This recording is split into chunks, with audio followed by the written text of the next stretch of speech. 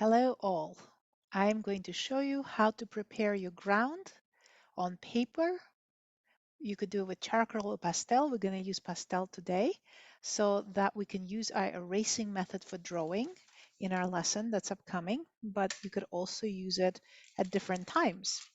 So we'll need some different supplies. We'll need, depending on what color pastel you'll use, you could use red or blue.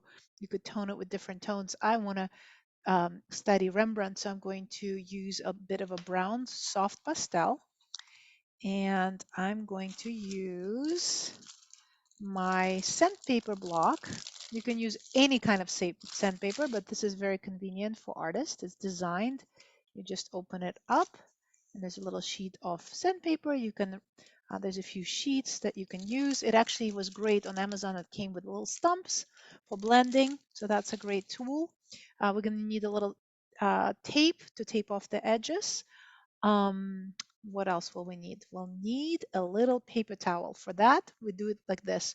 Nika, I need a little paper towel from the kitchen, please. You use your child or husband or wife or dog. Couple of pieces, please. All right, so let's begin. I'm going to switch the projector so you could see my piece of paper. And you can see I have some scribblings here just because I was using it before, but doesn't really matter. There is the paper arrived. Thank you, Nika.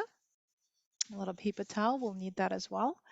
And we'll begin by taping off the edges. This is optional, but if you want a nice design for your drawing, it comes out like a frame basically after you're done. So you preserve the original color of your paper.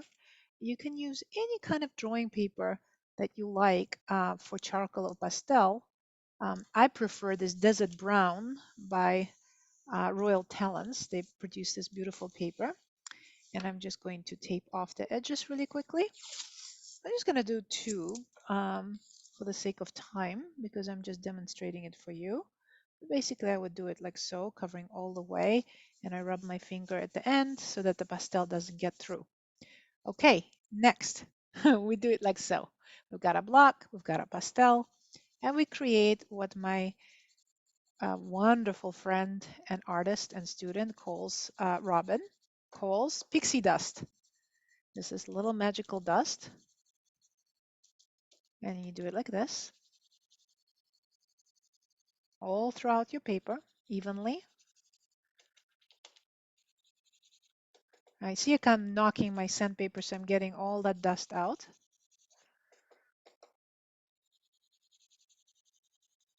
Let's just do this evenly. And we're going to test. We're going to see how much of that we actually need. And that's why we need the paper towel. And you want to fold it softly without any wrinkles because you don't want texture. You just want to do it softly. I usually put my hand flat and I don't press hard. It's almost like caressing motion. I just start to spread this pastel in round motions. You see how evenly and beautifully it's starting to create this nice tone. If I'm making this little lines is because I've got a little chunk of pastel that's drawing on it, so it's okay, I'm not worried about it. I can soften it in a moment. And as you could see, I have to repeat it a few times. I've got to get a paper darker. I'm going to go here in the middle because that's where I'll be demonstrating in my upcoming lesson. You're all welcome to join it. Here we go. I teach on Zoom on Wednesdays, every Wednesday for years now. LA time, Pacific Standard Time, 4 to 6:30. We've got amazing artists in the class. Everybody is welcome to join. Okay, so we're going to continue this process and we're going to tone it down. I see how it's starting to get a little darker, but this is not dark enough. I want it a little bit still darker. And you're going to do it all the way to the edge. Let me demonstrate how you're going to get it to the edge. And get a little bit more pixie dust. This is not an actual art history term. This is only used in the Art Academy.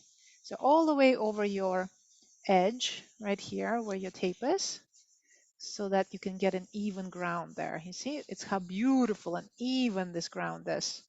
And I'm going to repeat it one more time, a little bit more. It's hard not to be messy with this, so I'm putting a little sheet of paper underneath in case you are not doing this at your studio, but at your office or at your house. You might want to protect your space a little bit. And there we go. Knock, knock, knock. And off we go again. Watch how it's going to get darker one more time, like this. And you, of course, going to take it all the way to the edges. I'm not going to waste our time, but you're going to make this paper. It's so beautiful. There's no excuses not to get it perfect. Look at this. You see how those lines are starting to disappear? It's getting all even. Let me show you how beautiful. This is the color of the paper, right?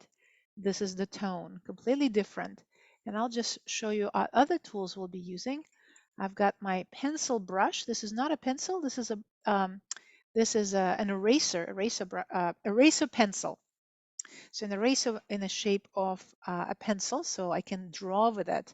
And I'm going to use my brown charcoal. Let's see where my brown charcoal is. I might even use some black charcoal as well. So I've got brown charcoal and eraser. So here in the corner, I could show you if I was to start drawing on this, you could actually start seeing the lines. I want them to be soft. If I want them to be a little darker, maybe I'll use a little bit more black charcoal. I can combine these materials. And if I don't like something, I can rub it out. So it becomes almost like oil painting, very easy to use. And then if I want to create highlights, if you make this dark enough, I can draw and create this beautiful highlights with simply by erasing. And if I don't like it, I can rub it out. So I'll see you all soon. Whoops, dropped my charcoal pencil. I'm going to come back so I can officially wave goodbye to you. All right, here I come.